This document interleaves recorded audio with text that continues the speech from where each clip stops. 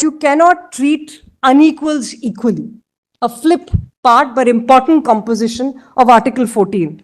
In this case, for instance, my lord, because I represent the client, he enters the judicial profession in 2011.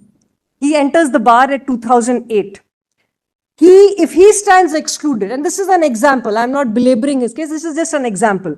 If he stands excluded under 233(2), then he is treated the same as a fresher in the profession who clears the judicial services in the same batch, till All India judges. So there will be these cases also, my lords, which applied before All India judges. How is the unequal being treated equally in this case? My lords, there are two categories here, my lords. Here, because in everything prior to All India judges, you had those members of the bench, the subordinate judiciary, who may have practiced for 3 years, 4 years, 5 years, as is the case with the client that I have, but then enters the subordinate judiciary. And at that time, when he took the exam in 2012, All India Judges 2025 was not the norm.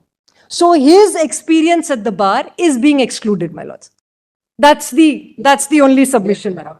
Statutory interpretation. Yes, but probably you can contend that any interpretation which might have a bearing on Article 14 can never be infused into understanding of the Constitution. Yes, my lords. That Yes, is better. and also, my lords, that the Constitution, as it is a living, growing document, Organic document. it's an organic Constitution. It has to be infused with the dynamism that it demands, my lords, and that this country demands. In fact, my lords, I was very struck. 1.3 billion people, 25,000 sanctioned judicial posts. We are surely one of the most underjudged countries in the world, my lords. Because I actually went through the figures, and the figures, in fact, break it down by gender, by caste, by ability, and the numbers are very few. And 4,000 vacancies, so 22% vacancies in this 25,000 sanctioned posts. We need to make these posts more attractive, my lords. One way of making them attractive is to make them equal access, but equal outcomes also. Counter argument could be that if you permit this, then there will be many vacancies in the cadre of civil judge, junior division and senior division. No, my lords, these sanctioned posts are civil judge, junior and civil. Using up to subordinate judiciary. Yes, subordinate judiciary, my lords. You are arguing this. If you permit the civil judges, junior division and senior division, then all those posts would have fall vacant and the number of vacancies would further increase.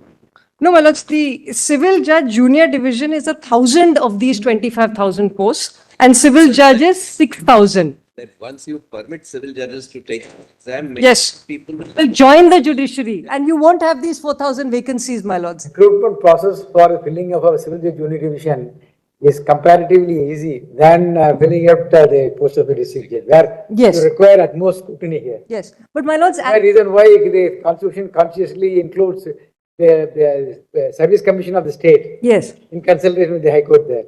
Here Yes. it's a different ballgame there. And my lords, the idea is to make that civil judge junior post attractive. So to fill up the civil judge junior division, we could do it with the consummate ease. When it comes to the district judiciary, the higher judiciary, as in fact, which you are dealing with, it's a very, very difficult, laborious task.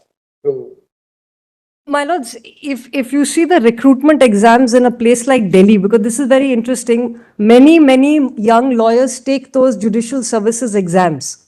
Because Delhi is seen to be an attractive posting for a judge, there's good infrastructure, so on and so forth. Delhi should not be the benchmark. No, my lords, I'm only speaking of Delhi because for the first time you have the numbers applying have changed. The numbers applying have changed. The composition of who applies has also changed, my Lord Justice Kumar. It's anyway,